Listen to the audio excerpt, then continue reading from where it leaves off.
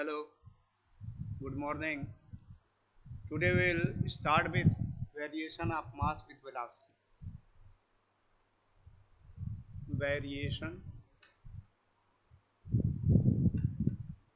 of mass velocity.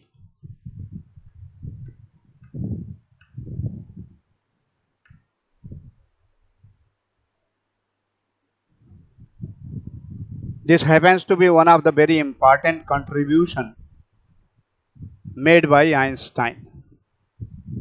And here we will be getting ultimately कि मास जो है वो वेलोसिटी पे डिपेंड करता है. ध्यान रखिएगा जब भी हम वेलोसिटी की बात कहते हैं तो we are considering the velocity in the domain when the velocity is very large comparable to the velocity of light. इसमें हम अभी आपको समझा भी देते हैं, कुछ एग्जाम्पल लेकर के समझाएंगे तो ज़्यादा अच्छी तरह आपके समझ में आ जाएगा. इसमें रिलेटिविस्टिक एडिशन ऑफ वेलोसिटी जो इसके पहले हम लोगों ने डिस्कस किया हुआ है उसका भी हम लोग प्रयोग करेंगे.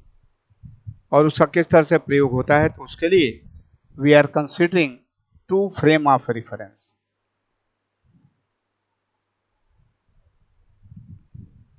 Conventionally, the S frame of reference associated with ground observer O, X, Y, Z. This is the S frame of reference associated with the ground observer who is at rest, who is not moving. It is static. There is another frame of reference S dash.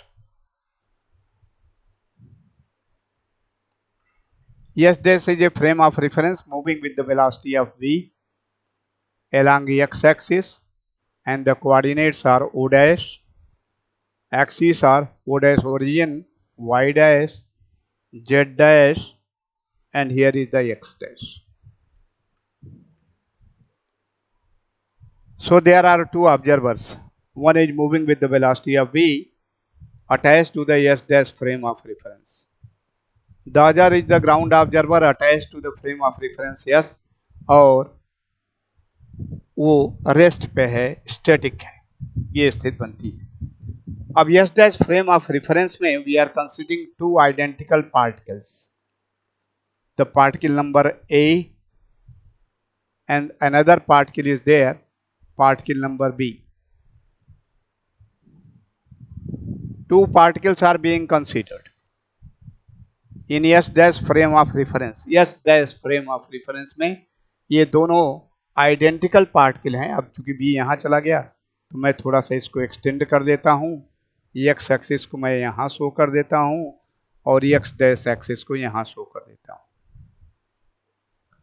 ए और B जो दोनों particles हैं that has been chosen in S dash frame of reference which is moving with the velocity of v. ये दोनों particles identical हैं और identical हैं तो हमने मान लिया कि इसका मास है m डैश, इसका भी मास है m डैश. मैंने क्यों m डैश लिखा, क्यों नहीं mm लिखा? आइडेंटिकल हैं तो mm लिख सकते थे, लेकिन इसलिए कि आपको यह स्पष्ट भी रहे कि ये S dash frame of reference से associated. So two identical particles A and B has been chosen which are situated in S dash frame of reference. Now these particles are moving with the same velocity, equal velocity but opposite to each other. This is moving with the velocity of u dash and this is also moving with the velocity of u dash in opposite direction to each other. और साथ ही साथ एक चीज और ध्यान रखेंगे, they are moving in a line. एक ही लाइन में चल रहे हैं, क्योंकि लाइन में चलेंगे तो दोनों की संभावना है दोनों एक दूसरे से जाकर के टकरा जाएंगे और टकरा जाएंगे तो रुक जाएंगे. रुक जाएंगे तो उसके बाद से रिजल्टेंट वेलोसिटी इन पार्टिकल्स की कोएलेस होने के बाद, टकराने के बाद, संयुक्त होने के बाद will come at a rest. ये स्थिति बन जाएगी. जो हम कह रहे हैं इसकी सत्यता क्या है तो that can be obtained mathematically also with the help of conservation of momentum considered in S dash frame of reference. So let me apply conservation of momentum, conservation of momentum. अभी मैं आपको कह रहा था एक उदाहरण भी दूंगा जिससे और स्पष्ट हो जाएगा। Being considered in an S dash frame of reference, S dash frame of reference, S dash frame of reference.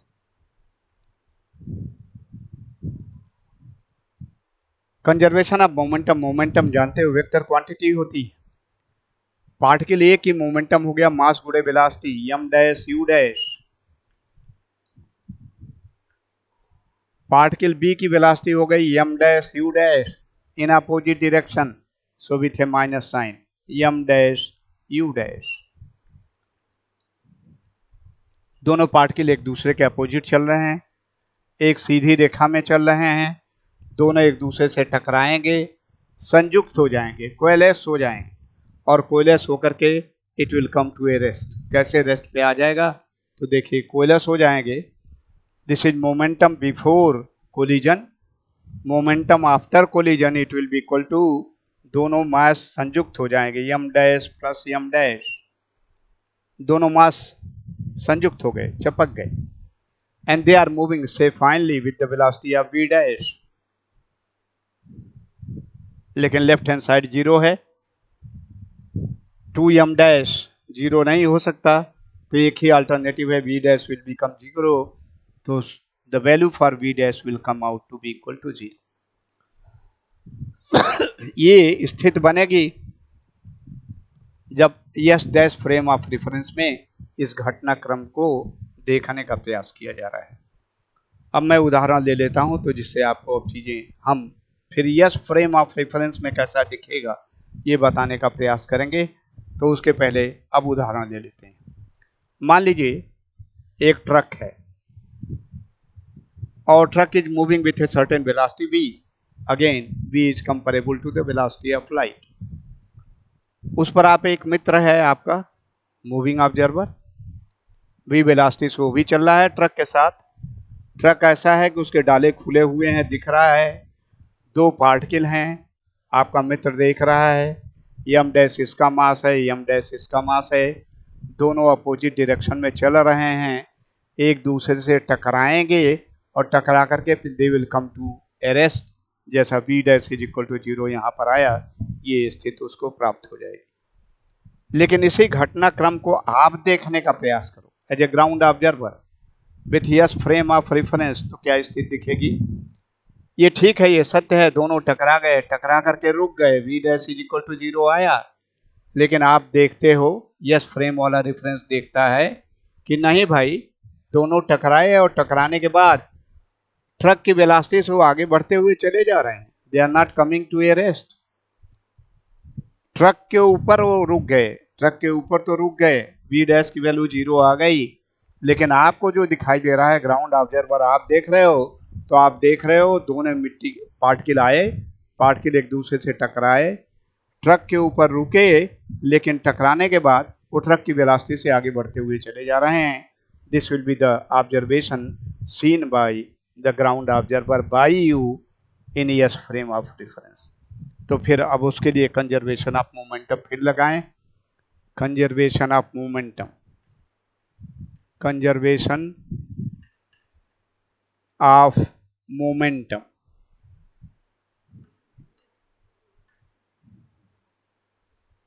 conservation of momentum in S frame of reference, in S frame of reference।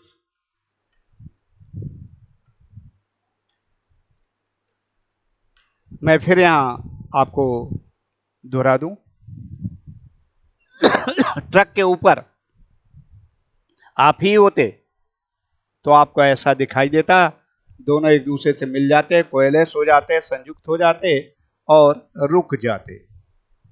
लेकिन आप भी, रुका हुआ मास भी 2m dash, ये सारा का सारा v वेलोसिटी से आगे बढ़ता हुआ चला जा रहा है। तो ग्राउंड ऑब्जर्वर को दिखेगा कि नहीं, सब मिल तो गए, मिलने के बाद v वेलोसिटी से आगे बढ़ते हुए जा रहा है। ये भी हो सकता है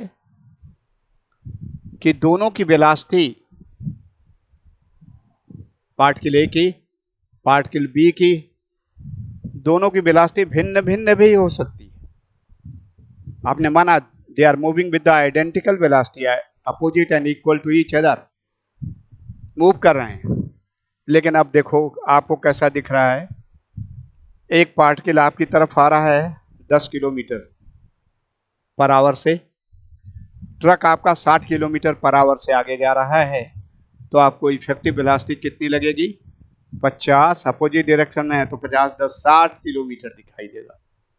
और एक दूसरा पार्टिकल भी जो है वो ट्रक की ही डायरेक्शन में 10 किलोमीटर से जा रहा है, तो 50 किलोमीटर से जा रहा है, 10 से ये भी चला जा रहा है, तो इसलिए 40 किलोमीटर ही उसकी वेलोसिटी आएगी ग्राउंड ऑब्जर्वर के संदर्भ में। ट्रक पे जो बैठा हुआ है ऑब्जर्वर, उसके संदर्भ में तो दोनों की वेलोसिटी 10 किलोमीटर पर आवर है। लेकिन जब ग्राउंड ऑब्जर्वर देखता है तो उसको दिख रहा है कि एक की वेलोसिटी जो है 40 किलोमीटर पर आवर है और दूसरे की वेलोसिटी जो है 60 किलोमीटर पर आवर है। तो obviously yes frame of reference से जब देखने का प्रयास करिए तो ए का वेलोसिटी u1 दिखेगा, बी की वेलोसिटी u2 दिखेगी। Now let me again explain. दोनों इक्वल एंड अपोजिट वेलोसिटी से चल रहे थे। आपको अब इसकी वेलोसिटी ग्राउंड ऑब्जर्वर को u1 दिख रही है, इसकी वेलोसिटी u2 दिख रही है। क्यों दिख रही है? मान लो ये उदाहरण लिया 50 किलोमीटर से चल रहा है, 10 किलोमीटर से ये भी चल रहा है, तो 40 किलोमीटर ही आया। ये 50 किलोमीटर चल रहा है, अपोजिट डायरेक्शन में 10 किलोमीटर चल रहा है, तो ये 60 किलोमीटर आया। Obviously u1 will be different than u2। और साथ ही साथ एक चीज और मान लें कि इसका मास भी m1 हो जाता है और इसका मास m2 हो जाता है। दोनों मास आइडेंटिकल थे, लेकिन हो सकता है मासेज भी भिन्न दिखने लगे, वेलोसिटी अलग दिखे, तो हो सकता है मास भी भिन्न दिखने लगे। तो पार्टिकल ए की velocity with respect to the ground observer is u1 और मास उसका है m1। पार्टिकल बी की velocity observed with respect to ground observer, उसकी वेलोसिटी है u2 और मास उसका हो गया m2। दोनों अपोजिट डायरेक्शन में चल रहे हैं, एक दूसरे से टकराएंगे। टकराने के बाद ट्रक पे तो दिखेगा रुक गया, लेकिन आपको दिखेगा ट्रक की वेलोसिटी से आगे बढ़ता हुआ जा रहा है। तो कंजर्वेशन ऑफ मोमेंटम यहां लिखने की कोशिश करिए। Conservation of momentum in yes frame of reference, particle A की मोमेंटम हो गया m1 u1, इसका मोमेंटम हो गया m2 u2। This is equal to, पहले यहां प्लस लगाएं कि माइनस लगाएं? यहां माइनस लगा हुआ है, क्योंकि आपको यहां दिख रहा है दोनों अपोजिट डायरेक्शन में चल रहे हैं, इसलिए माइनस आ गया। यहां पर आपको दिख रहा है एक 40 किलोमीटर से आपसे दूर जा रहा है, एक 60 किलोमीटर से आपसे दूर ही जा रहा है, तो दोनों आपसे दूर जा रहे हैं, दोनों चूंकि आगे ही बढ़ते जा रहे हैं, so there will be a plus sign. मुझे लगता है इसको समझ रहे हो। एक की वेलोसिटी हो गई है, मैंने उदाहरण दिया 40 किलोमीटर पर आवर, आपसे दूर जा रहा है। दूसरे की वेलोसिटी अपोजिट जरूर चल रहा है, लेकिन उस दूसरे की वेलोसिटी होगी 60 किलोमीटर पर आवर, वो भी आपसे दूर जा रहा है, इसलिए both the momenta will be positive. So m1 u1 plus m2 m2 टकराते हैं। टकराने के बाद दोनों के मासेज कोएलेस हो जाएंगे, संयुक्त हो जाएंगे m1 प्लस m2, और फिर ट्रक की वेलोसिटी से v से वो आगे बढ़ते हुए चले जाएंगे। एक बार इसको समझ लीजिए, तो फिर उसके बाद तो मैथमेटिक्स है, फिर आसानी से निकाल सकते हैं। यहाँ conservation of momentum in S dash frame of reference आपने किया, तो ये इक्वेशन आपको मिला। दोनों टकराएंगे, टकराने के बाद रेस्ट पर आ जाएंगे और ट्रक के ऊपर वो रुक जाएंगे। लेकिन जब आप इसको देखते हो तो ट्रक के ऊपर तो रुके, लेकिन ट्रक की वेलोसिटी से वो आगे बढ़ते हुए चले जाएंगे। v वेलोसिटी से मिलने के उपरांत कोलाइड होने के बाद v वेलोसिटी से आगे बढ़ते हुए चले जाएंगे। पहले का मोमेंटम आ जाएगा m1 u1, दूसरे का मोमेंटम आ जाएगा m2 u2। अब u1 की वेलोसिटी क्या होगी, u1 की वैल्यू क्या होगी, u2 की वैल्यू क्या होगी, तो इसको हम रिलेटिविस्टिक एडिशन ऑफ वेलोसिटी से निकालेंगे, क्योंकि velocity with which the truck is moving is comparable to the velocity of light. तो u1 की वैल्यू आ जाएगी, आप जानते हो रिलेटिविस्टिक एडिशन का वैल्यू, u की वैल्यू क्या आती है, u dash plus v divided by 1 plus we you dash by C square. तो उसका प्रयोग कर लेंगे, u1 is equal to u dash this u dash plus v divided by 1 plus we you dash divided by C square. मैं आपको उदाहरण भी दे रहा था कि एक की वेलोसिटी 40 किलोमीटर पर आवर हो जाएगी और दूसरे की वेलोसिटी 60 किलोमीटर पर आवर हो जाएगी, तो u1 की वैल्यू देखो इतनी हो जाएगी using relativistic addition of velocity. और u2 की वैल्यू कितनी हो जाएगी, u2 it will be equal to u dash, जिधर चल रहा है ठीक उसके अपोजिट डायरेक्शन में u डैश है b पार्टिकल का, तो केवल आपको u2 का एक्सप्रेशन लिखने के लिए u डैश की जगह पर क्या लिख देना है, minus u dash. So expression for u2 will come out to be equal to minus u dash plus v divided by 1, u dash is minus, so minus vu dash divided by c square. तो relativistic addition of velocity का प्रयोग आपने करके u1 की value लिख लिया, जो ground observer को पार्टिकल ए की वेलोसिटी नजर आएगी, और u2 की वैल्यू आपने लिख लिया, जो ग्राउंड ऑब्जर्वर को पार्टिकल बी की वेलोसिटी परिलक्षित होगी, दिखेगी। ये इतना आ गया। और एक बार जब इतना आपने समझ लिया तो फिर उसके बाद तो सिंपल मैथमेटिक्स है, मैथमेटिक्स करेंगे उसकी सहायता से फिर इसे आसानी से किया जा सकता है। मैं पुनः इसको रिपीट कर दूं, एस फ्रेम ऑफ रेफरेंस है जिसमें आप हो, S dash frame of reference है, ट्रक है, वी वेलोसिटी से चलता हुआ जा रहा है, ट्रक के ऊपर दो पार्टिकल हैं आइडेंटिकल, इक्वल और अपोजिट वेलोसिटी से चल रहे हैं, उनके लिए कंजर्वेशन ऑफ मोमेंटम आपने ऐसे लिखा। उसी को जब आप ग्राउंड ऑब्जर्वर आप देख रहे हो तो ए पार्टिकल की वेलोसिटी u1 और मास m1 दिखता है, बी पार्टिकल की वेलोसिटी u2 और m2 दिखता है। Conservation of momentum with reference to S frame of reference करें तो ये कंजर्वेशन ऑफ मोमेंटम का सूत्र हो गया, जहां पर u1 की value relativistic addition of velocity से ऐसे लिखा जा सकता है, और u2 की वैल्यू u डैश की जगह पर सिंपली माइनस u डैश लिख करके उसे उस तरह से कंप्लीट किया जा सकता है। और एक बार ये स्पष्ट हो जाए तो फिर मैथमेटिक्स सॉल्व कर लें। मैथमेटिक्स सॉल्व करने के लिए अब इसे मैं मिटा सकता हूं। हेलो, कपड़ा यूज करें, कपड़े से ज्यादा साफ हो जाता है।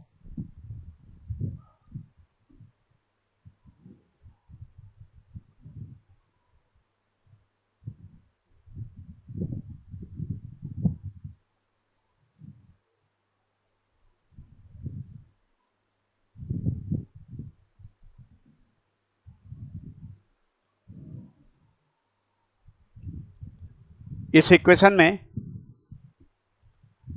u1 की वैल्यू रख दीजिए, यहां पर u2 की वैल्यू रख दीजिए, तो will be getting m1 u1, थोड़ा सूख जाए, u1 divided by 1 plus we you dash divided by C square.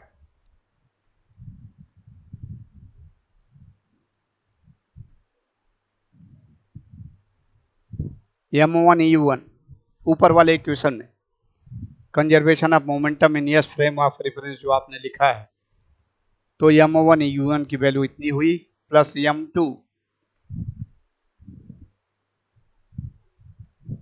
u2 u2 is minus u dash plus b divided by 1 minus vu dash divided by c square. तो क्या किया आपने, m1 u1 की value रख दिया, m2 u2 की value रख दिया, and this is equal to m1 plus m2 into v।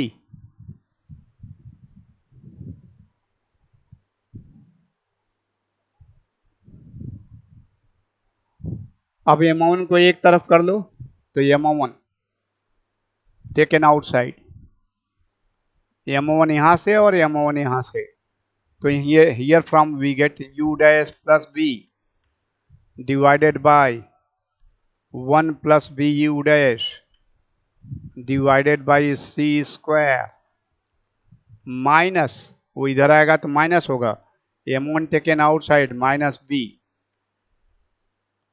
This is equal to, और m2 को एक तरफ कर लो, m2 टेकन आउटसाइड, यहां से बचा v, ये इधर आया तो minus u dash v divided by 1 minus v you dash divided by C square. ठीक, इसको सॉल्व कर सकते हो, m1 एलसीएम का गुणा कर दो तो u dash plus b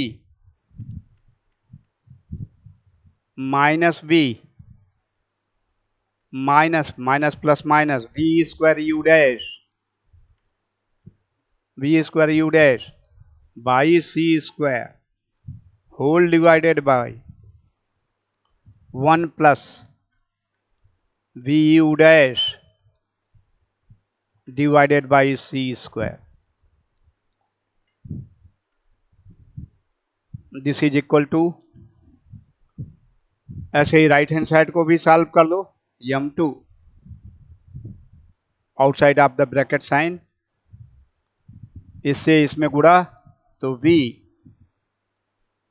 minus v square u dash divided by C square minus makes it plus plus u dash minus plus minus v divided by 1 minus v you dash divided by C square.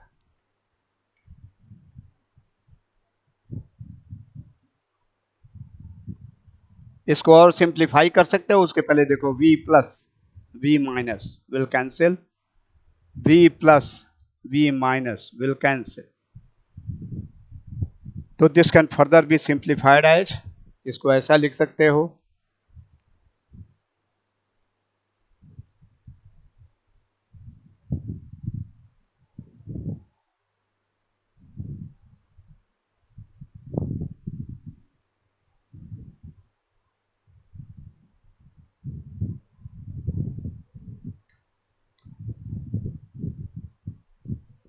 यहां देखो we B cut गया, यहां u dash है, यहां u dash है, तो u dash can be taken outside, तो m1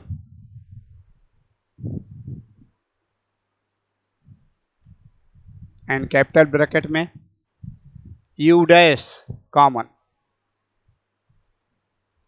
bracket के अंदर क्या बचा 1, u dash has been taken minus v square by c square, 1 minus v square by c square whole divided by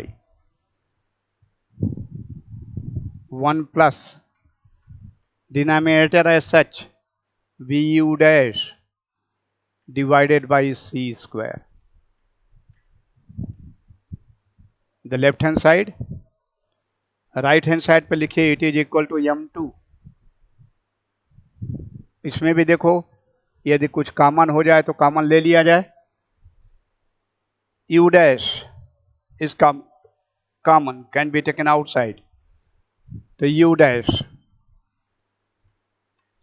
अंदर बच गया 1 minus v square by C square, 1 minus v square by C square whole divided by 1 minus v you dash by C square.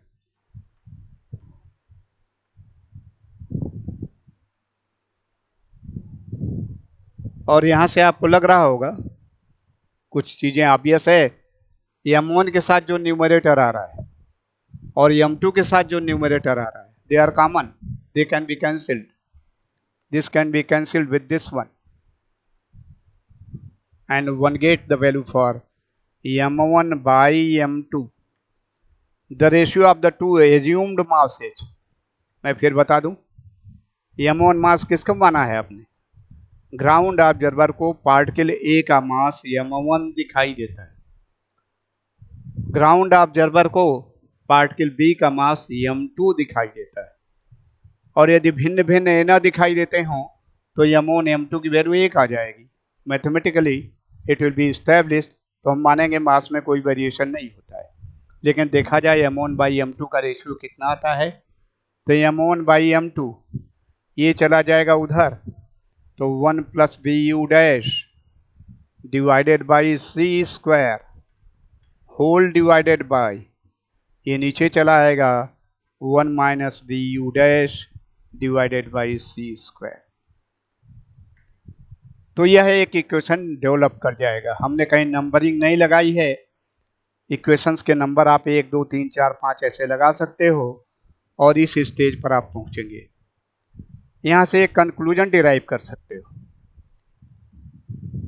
m1 by m2 का ratio दाहिनी तरफ मिल रहा है 1 plus this quantity और denominator में आ रहा है 1 माइनस दिस क्वांटिटी। इसका मतलब ये छोटा है, ये बड़ा है, और इसका मतलब इसका रेशियो जब लेंगे तो it will be more than 1, और मोर देन 1 होने का मतलब है कि m1 की वैल्यू m2 के बराबर नहीं होती। हैड इट बीन इक्वल तो m1 बाई m2 की वैल्यू 1 आ जाती, लेकिन यहाँ वैल्यू 1 से भिन्न आ रही है, ऑब्वियस है। इसका मतलब mass of the particle A seen by ground observer will be different than the mass of particle B seen by the ground observer।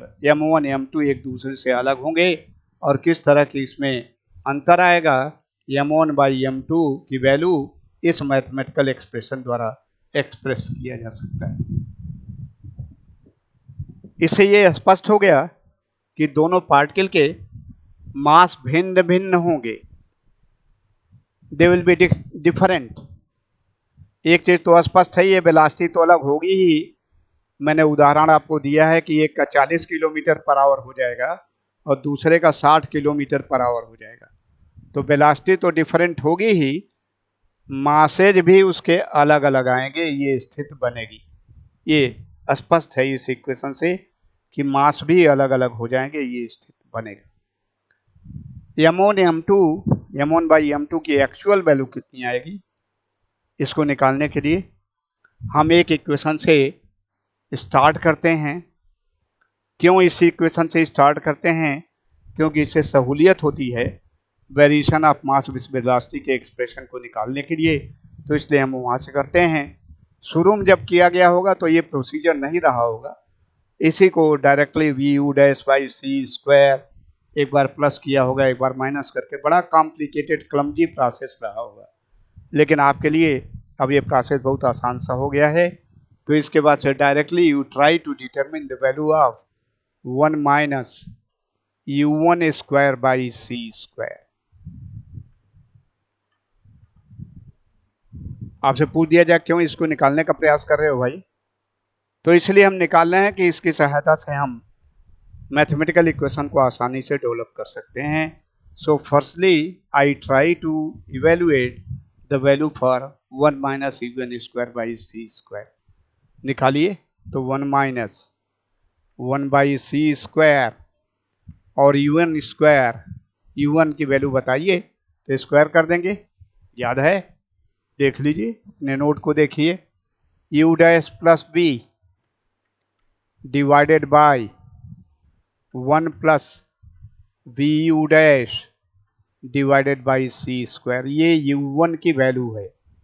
1 by C square आपने कर लिया, u1 का स्क्वायर करना है तो इसका कर दीजिए स्क्वायर।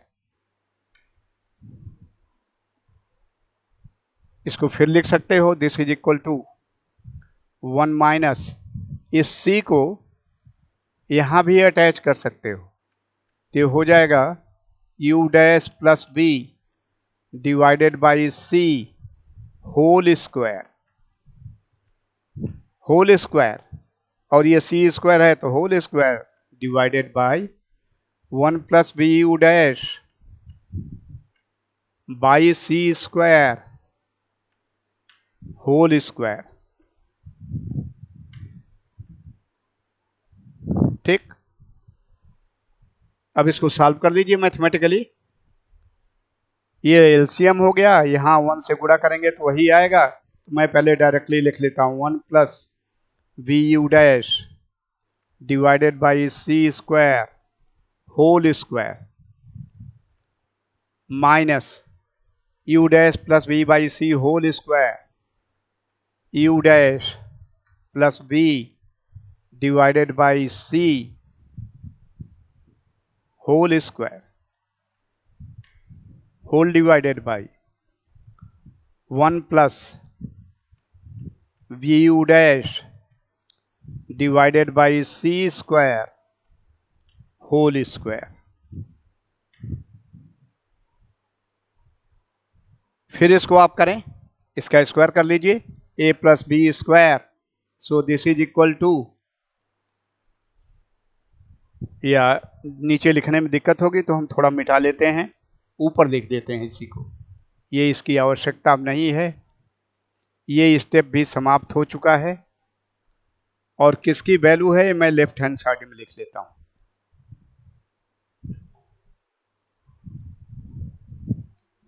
ये वैल्यू आ रही है 1 minus u1 square by C square की वैल्यू ये आ रही है। दिस इज इक्वल टू, इसको स्क्वायर करिए तो 1 plus v square u dash square by c to the power 4, okay, plus 2ab, तो plus 2 v you dash divided by C square. Repeat कर लिया जाए, चेक कर लिया जाए, 1 plus v square u dash square by c to the power 4 plus 2 v you dash divided by C square minus, और minus होने के कारण ब्रैकेट के अंदर सारे चिन्ह बदल जाएंगे। ये भी है u डैश बाई सी और दूसरा टर्म है b बाई सी, तो minus u dash square by C square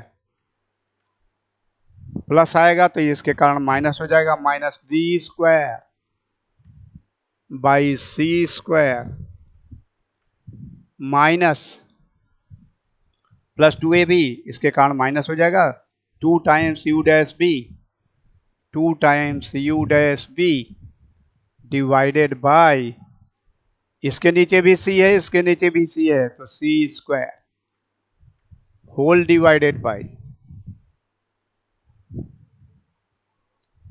1 plus we you dash divided by C square whole square. ये आ गया। इसमें से देखिए कुछ चीजें यदि कट जाए तो काट लिया जाए, इसको हम रब कर देते हैं। ऊपर देखिए यहां आ रहा है 2vu dash c square with a plus sign, और यहां आ रहा है 2vu dash divided by C square with a minus sign, this cancels.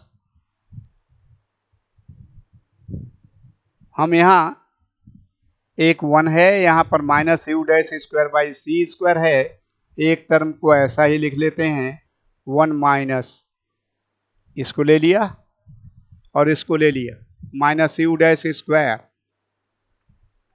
By C square और बच गए ये दोनों टर्म।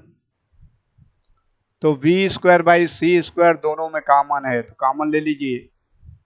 माइनस हम कॉमन ले लेते हैं, minus v square by C square taken outside. V square by C square भी थे, माइनस साइन को आपने बाहर लिया तो यहां बच जाएगा 1 माइनस, ये प्लस है तो माइनस हो गया। V square by C square को ले लिया तो minus u dash square by C square, u dash square by C square whole divided by 1 plus we you dash divided by C square whole square. ठीक, यहां पर फिर देखें, यहाँ ब्रैकेट के अंदर 1 minus u dash square by C square है, यहाँ already 1 minus u dash square by C square है, कैन बी टेकन आउटसाइड, तो it is equal to 1 minus u dash square by C square. 1 minus u dash square by C square, यहां से क्या बचेगा, 1 minus 1 minus u dash square by C square को common ले लिया तो क्या बचा, minus b square by C square, minus b square by C square whole divided by 1 plus we you dash divided by C square whole square. यह value आपको प्राप्त होगा 1 minus u one dash u one square by C square की। इसी तरह इस expression की सहायता से हम डिटरमिन कर सकते हैं 1 minus u two square by C square.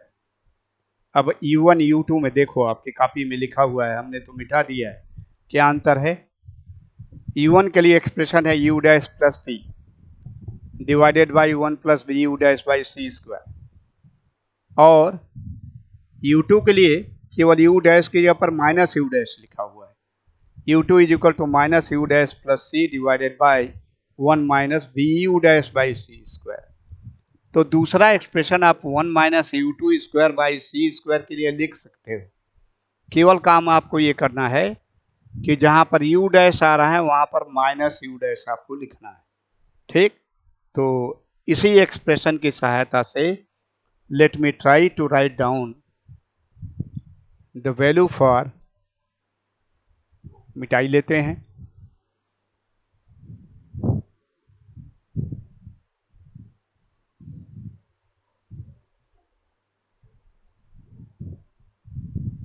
ये वैल्यू है 1 माइनस u1 स्क्वायर जो अभी मिटा दिया, यहाँ था लेफ्ट हैंड साइड पर, बाई सी स्क्वायर की वैल्यू है ये। अब हम इसी एक्सप्रेशन की सहायता से 1 minus u two square divided by C square की वैल्यू लिखना चाहते हैं। मैं फिर आपको रिमाइंड कर दूं, u1 और u2 में केवल डिफरेंस यही है कि u1 में जहां पर u डैश लिखा हुआ है, u2 में वहां माइनस u डैश लिखेंगे। तो simply 1 minus u two square by C square की वैल्यू निकालने के लिए जहां भी u डैश लिखा गया है उसकी जगह पर माइनस u डैश लिखिए। तो देखिए इज इक्वल टू क्या आएगा, यहाँ u डैश स्क्वायर है तो चाहे माइनस यू डैश करो चाहे प्लस यू डैश करो यही आएगा। तो पहला ब्रैकेट हो गया minus 1 minus u dash square by C square into, यहाँ यू डैश आ नहीं रहा है इसलिए कोई झंझट नहीं, 1 minus v square by C square whole divided by 1 plus, और यू डैश को माइनस आप लिखेंगे तो माइनस हो जाएगा, यू डैश को ही केवल माइनस निकला है तो 1 minus v you dash divided by C square whole square.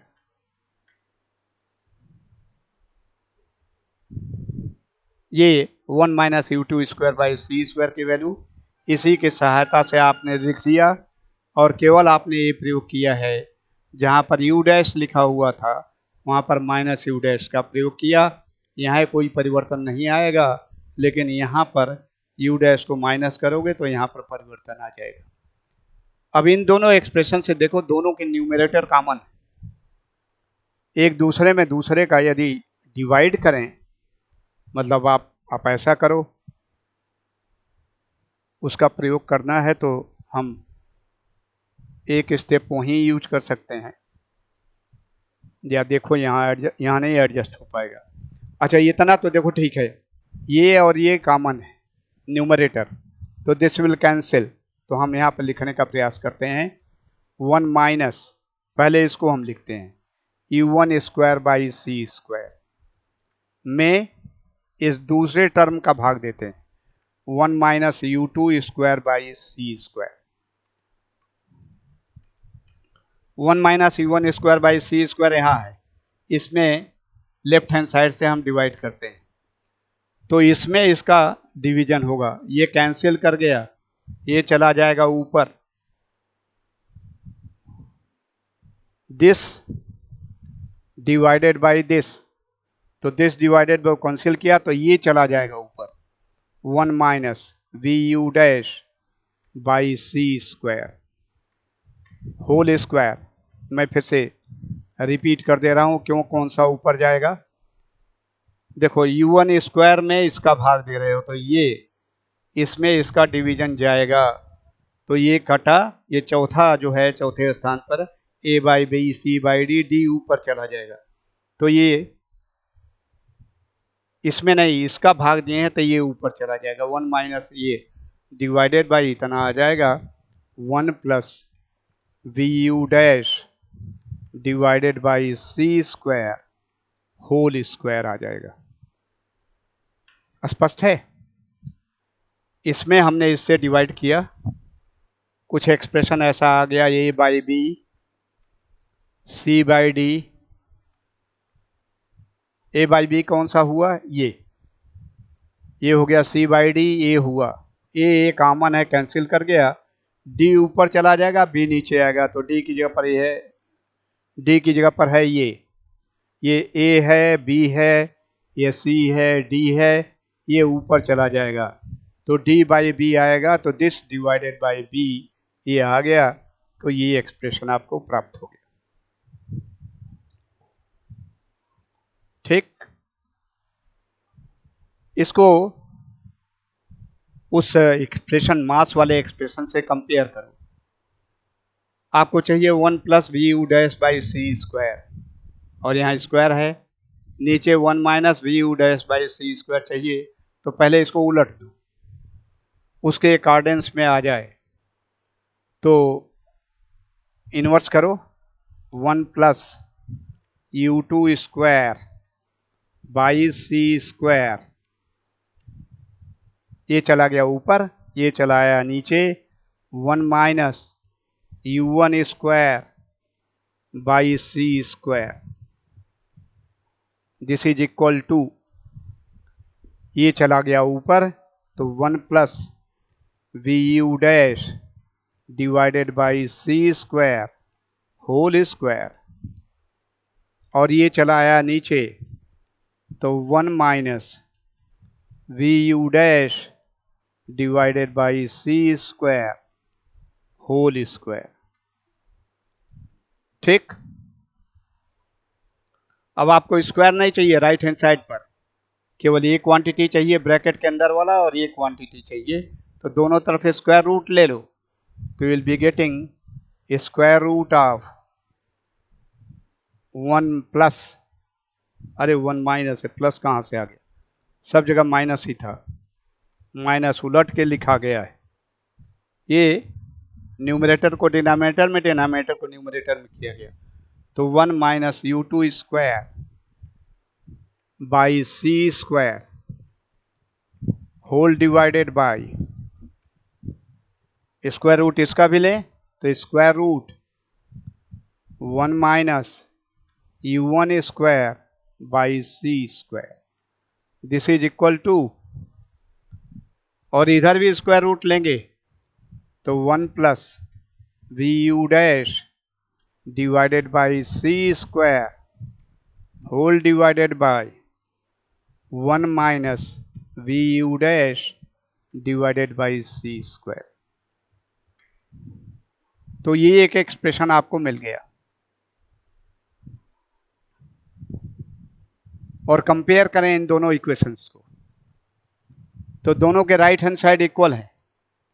1 plus we you dash by C square divided by 1 minus v you dash by C square, दोनों के कॉमन है, thereby we get m1 by m2 the masses of the same particle, identical particle, the seen by ground observer, m1 m2 की वैल्यू आएगी square root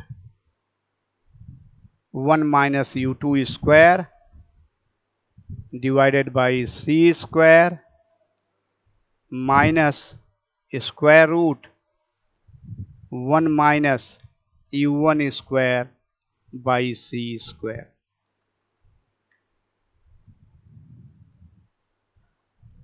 तो इस तरह से दोनों आइडेंटिकल पार्टिकल्स थे ए और बी।